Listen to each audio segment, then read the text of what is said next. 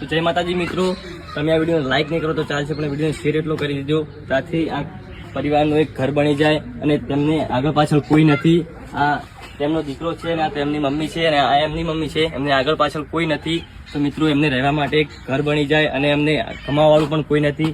આ જસ્મીનની મમ્મી છે જે જાતે મજૂરી કરીને આ ઘરનું ઘર ચાલવે છે.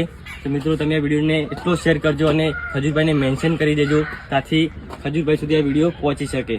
તો મિત્રો તમે એમની ઘરની પરિસ્થિતિ જોઈ શકો છો, તેમને ઠંડીમાં રહેવામાં બહુ તકલીફ પડે છે. તો વિડીયોને પ્લીઝ ખૂબ ને ખૂબ શેર કરજો. તમે જોઈ શકો છો ઘરની